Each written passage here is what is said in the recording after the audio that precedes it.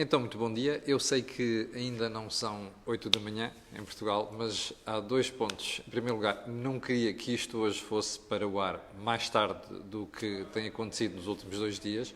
Aconteceu antes de ontem no aeroporto, aconteceu ontem ali às portas do Vaticano, e hoje não queria que isto corresse mal. E como já percebeu, o tempo não está dos melhores e, portanto, queria garantir que isto ia para o ar a tempo e horas e que não tinha nenhum contratempo com o tempo. Bom, eu já sei que estamos em direto, mas ainda não percebi se está tudo bem com o som e imagem. O António Daniel diz que sim. Faltam praticamente, deixe-me ver, 12 minutos para as 8 da manhã, mas enfim, vamos já para aqui. Eva Fernandes, bom dia. Bem, o que é que tenho para si hoje? Muita coisa. Em primeiro lugar, pedir-lhe desculpa pelo que sucedeu nos últimos 2 dias. Antes de ontem foi um problema realmente logística, porque eu estava a mudar de aeroportos. Ontem foi um problema de transmissão de telecomunicações. Eu estou em Itália, como já percebeu. Itália não é propriamente conhecida por ser um sítio com grande qualidade de transmissão de telecomunicações. Está ali em cima um fã da cor do dinheiro. Primeiro ponto. Em segundo lugar, nós estávamos às portas do Vaticano e os carabinieri, ontem, como percebeu, tive que mudar de cenário porque os carabinieri, às vezes, são mais papistas do que o próprio Papa. E ontem foi o caso. Havia gente dentro da Praça de São Pedro a tirar fotografias, a filmar, ninguém chateava. Pois, eu que estava de fora das colunas da praça, precisamente para evitar o problema de perturbar a oração das pessoas, a concentração das pessoas e qualquer outro risco, e porque queria ficar muito próximo do Papa Francisco, acabei por não fazer emissão lá dentro, vim fazer cá fora, pois os carabinieri vieram meter-se comigo. E apesar da intervenção da pessoa, do italiano que estava ao pé de mim, fui mesmo obrigado a mudar de sítio e quero pedir desculpa por isso. Mas enfim, valeu a pena porque, como eu disse, não só há sítios que nós não podemos deixar de visitar na vida. Eu já conhecia o Vaticano, mas é sempre bom, para nós somos católicos, somos crentes, temos fé, ver aquele que representa a Igreja Católica na Terra, que é, neste caso, o Papa Francisco. Bem, enfim, vamos então aos assuntos de hoje. E eu queria começar por uma questão que está muito em voga, que é a questão dos populismos. E porquê é que eu trago isto aqui hoje? Porque, já percebeu, é o assunto do momento. É o assunto na Europa, é o assunto no Brasil, é o assunto nos Estados Unidos e, se calhar, vai ser o assunto noutros países também. Bom, porquê é que eu trago o populismo hoje? Porque eu fui sempre daqueles que, nos últimos anos, defendeu o acolhimento de imigrantes e de refugiados na Europa. Filo durante anos consecutivos, apoiei a Sra. Merkel naquele esforço brutal que foi, em 2015, a Alemanha acolher 1 milhão de imigrantes. Mas eu tenho que reconhecer uma coisa. Subestimei a reação dos povos europeus. Não estou a falar dos portugueses, mas também os portugueses não contam aqui. Porquê? Porque nós não tivemos, não é? Ainda não há nenhuma rota que traga imigrantes ou refugiados da África para Portugal. A Espanha começou a ter isso agora, a Grécia teve de forma brutal e a Itália também. E a Itália que é o país onde eu estou. E o caso da Itália é precisamente o caso que eu vou buscar para explicar isto. E porquê? Porque eu conheço muito bem a Itália, venho aqui há mais de 30 anos, mas tive 2 anos sem vir cá. E quando pus os pés em Roma, antes de ontem, fiquei impressionado. Porque a cidade está cheia de refugiados. Bom, o problema não é estar cheia de refugiados. O problema é, como explicava um italiano antes de ontem, dizia assim, Camilo, nós como Portugal sempre fomos um país que acolhemos tudo e mais alguma coisa. Nós precisamos de gente de fora. E nota-se, nós andamos em Itália, vemos a população muito envelhecida, vemos poucos jovens e poucas crianças. E, portanto, eles reconhecem isto. Qual é o drama aqui? Foi que o ritmo de chegada de novos refugiados foi brutal. E, portanto, tornou-se impossível gerir a integração destas pessoas na sociedade italiana. Já percebeu porque é que nós temos, neste momento, 2 partidos populistas no poder em Itália? E a fazer disparates, precisamente por causa disto.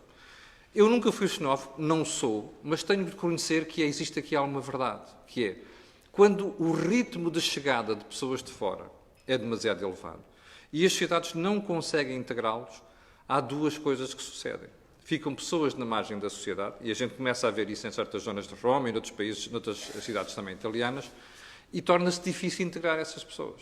Bom, além de que começa a haver a proliferação de hábitos que as pessoas trazem de fora e que chocam depois quem vive nos respectivos países. E como dizia uma pessoa antes de ontem, eu ando por certas zonas de Roma e às vezes parece que estou num suco de Marrocos. Bom, isto não é um problema. Agora, é um problema quando as pessoas não conseguem integrar estas sociedades. E isto é aquilo que tem provocado as questões mais complicadas do ponto de vista de integração destas pessoas na sociedade italiana. Qual é o problema que isto traz? É muito simples.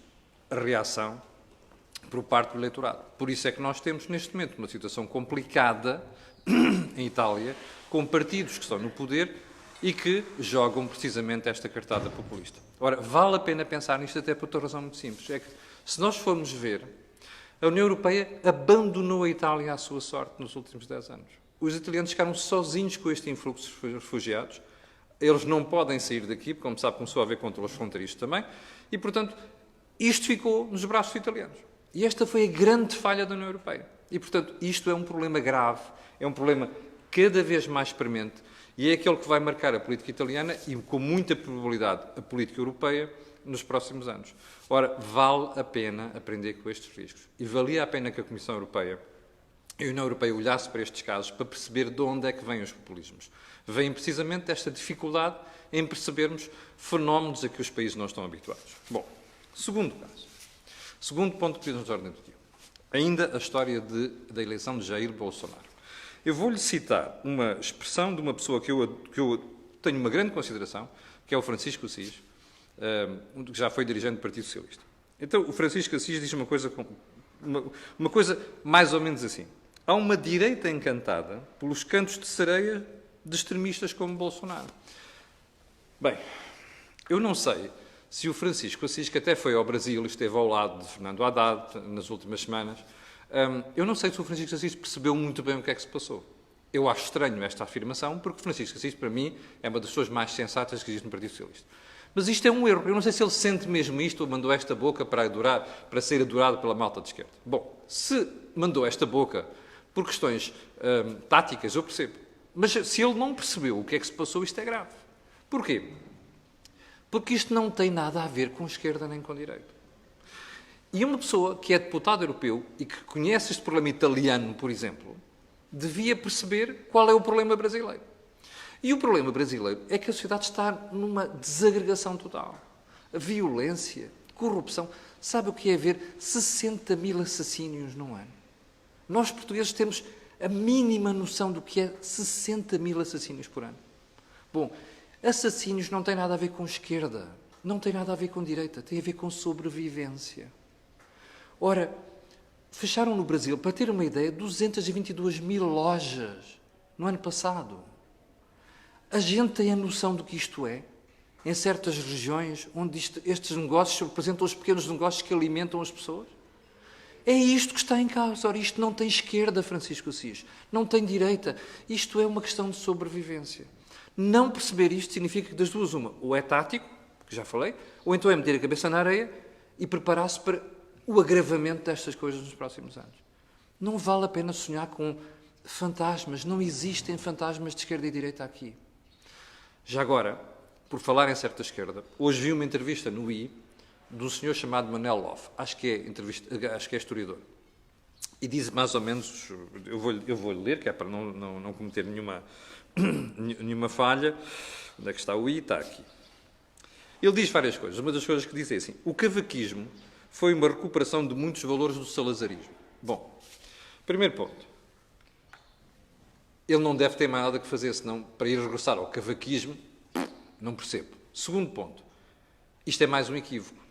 Uma coisa é ter uma postura dura. Confundir isto com autoritarismo é outra história. A autoridade não é autoritarismo. E a esquerda tem este defeito. Tudo quanto é autoridade, ou quanto é diferente da esquerda, é salazarista. Este senhor, como muita gente de esquerda, não percebeu ainda que os portugueses já passaram por isto, já esqueceram esta história.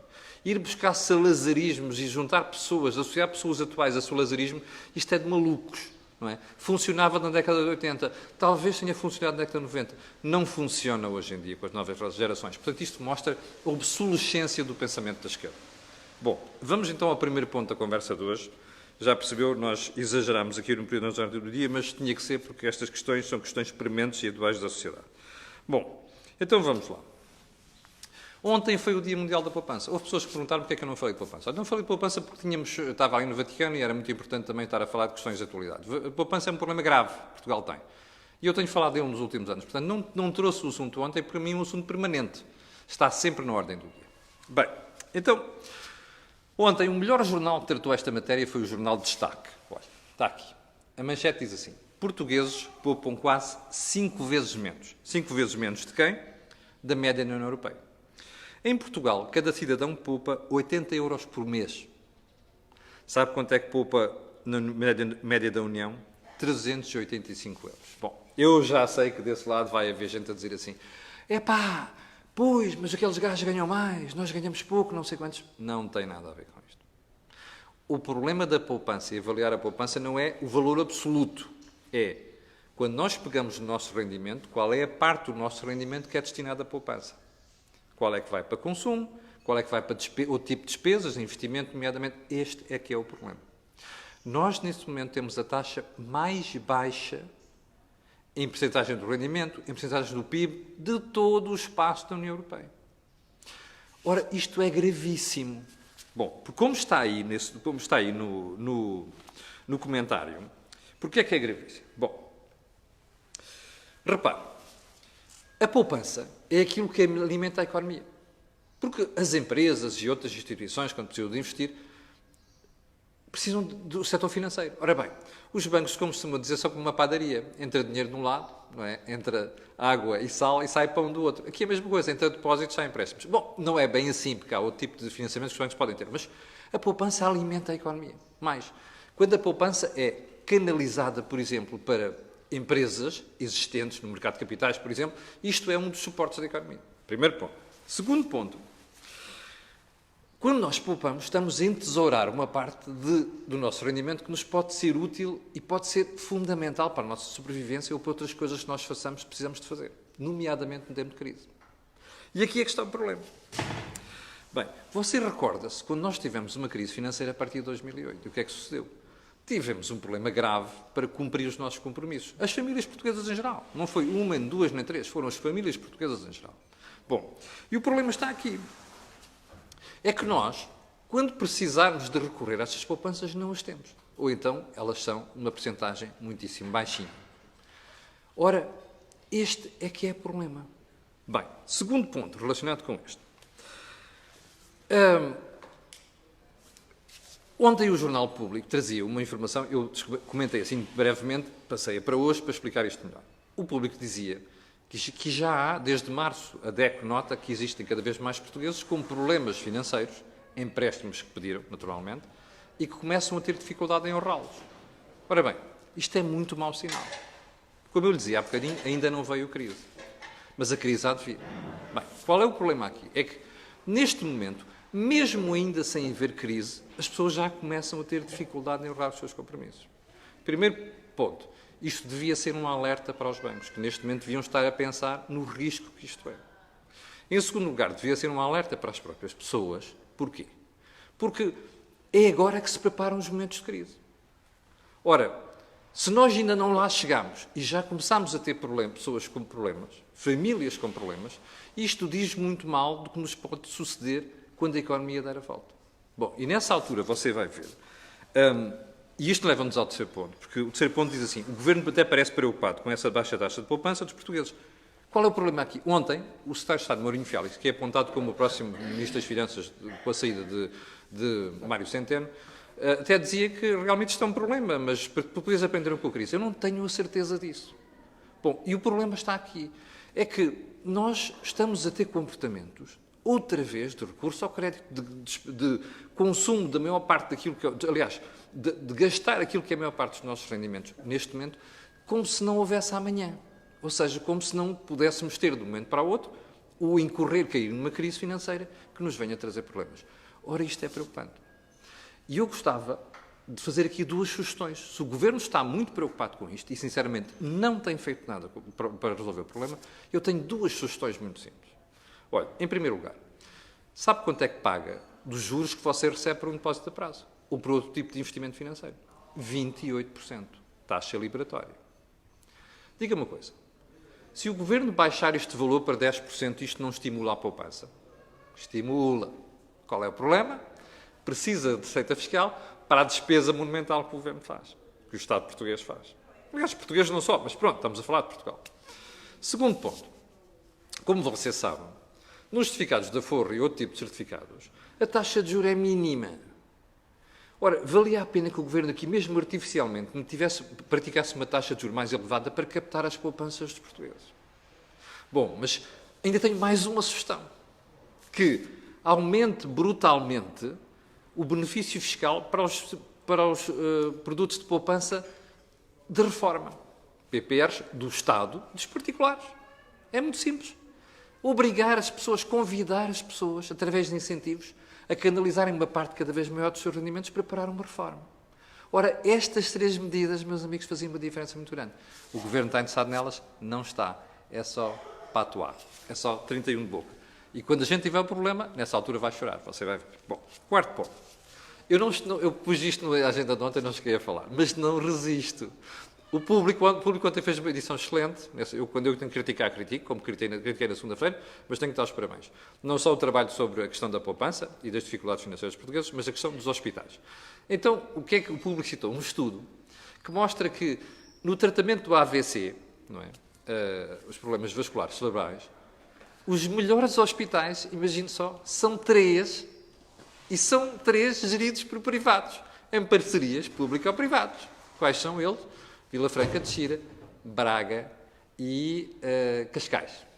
2 deles são do Grupo Melo, o seu dono, e um outro de Cascais, salvo erro, é pelo Grupo Amil, que ficou com aqueles hospitais que estavam na órbita da Caixa Geral de Depósitos. Bem, eu fartei-me de rir ontem. Repara uma coisa. São hospitais, não são privados, são públicos, mas geridos por privados. Isto quer dizer o quê? Que alguém está a fazer uso eficiente dos seus recursos, mas de tal forma que isto não prejudica a qualidade dos serviços de saúde prestados. Ora, isto é ouro sobre azul. Bom, eu estranhei foi o silêncio ontem de partidos, como o Bloco de Esquerda e o PCP e até a ala esquerda do PS, que não sequer comentaram isto. Repara uma coisa, nós temos uma excelente notícia. Temos a mania que só os hospitais públicos funcionam. É verdade, são muito bons.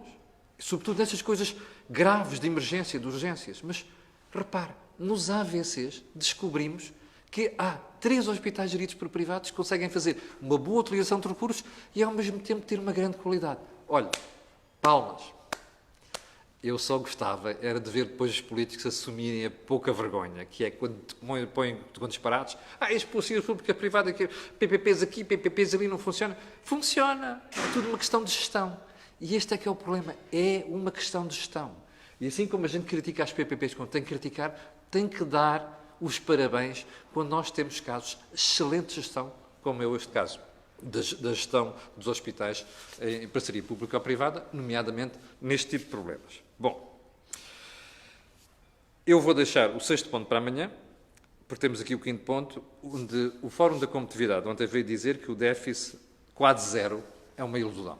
Bom, e a pergunta que a gente tem que fazer, já estamos aqui com bastante tempo, 20 minutos, é esta. Tem razão? Tem. E tem razão porquê? Olha, porque a despesa que nós estamos a criar é rígida. Nós não podemos cortá-la em momento de crise. Salários, pensões, salários no Estado. Mas a receita que estamos a utilizar para pagar isto é conjuntural, muito motivada pelo crescimento económico. Muito motivada pela subida do IRC, do IRS, porque as pessoas, há mais emprego. Ora, quando isto der a volta, é um sarilho. Você dirá, você está farto de dizer isto? Pois estou. Assim como estou farto de criticar o problema da poupança que a gente tem. E isto não é, um dia vamos ter razão, não é isso, é. Quando a situação der a volta, você vai perceber a insistência com que eu e muitas pessoas andamos a falar deste assunto em Portugal. Eu gostava muito de ver o Sr. Presidente da República, que abre a boca por tudo e por nada, inclusive para dizer que vem novidades do Orçamento de Estado. Eu só não tenho novidades de caso de tanque, está a ver? Mas sabe dar novidades do Orçamento de Estado. Eu gostava muito que pessoas como o Sr. Presidente da República andassem sistematicamente a falar nisto. Porque os portugueses esquecem-se rapidamente dos problemas e das dificuldades que o país ainda tem. E um dia destes, quando forem surpreendidos com uma avalanche de má notícias, vão dizer, então, mas espera aí, não estava tudo bem? Não, não está tudo bem, está melhor do que estava. Não está nada tudo bem. E é melhor lembrar isto e precaver agora do que ter sarilhos daqui a 3 ou 4 anos. Bom, chegámos ao fim da conversa de hoje. Eu ontem tinha prometido fazer um segundo vídeo, não consegui. Estava um péssimo tempo aqui em Itália. Vou tentar fazê-lo hoje e explicar o que é que nós estamos aqui a fazer. Bom, quanto a nós, ver-nos-emos amanhã às 8 da manhã, ou próximo das 8 da manhã também. Eu peço que eu vou ter começado o programa um bocado mais cedo hoje, mas já expliquei porque é que foi. E mesmo para o final vou-lhe pedir para pôr aí um gosto e fazer partilhas nas redes sociais, porque o que você ouve aqui não ouve em mais lado nenhum. Obrigado, bom dia e até logo. Com licença.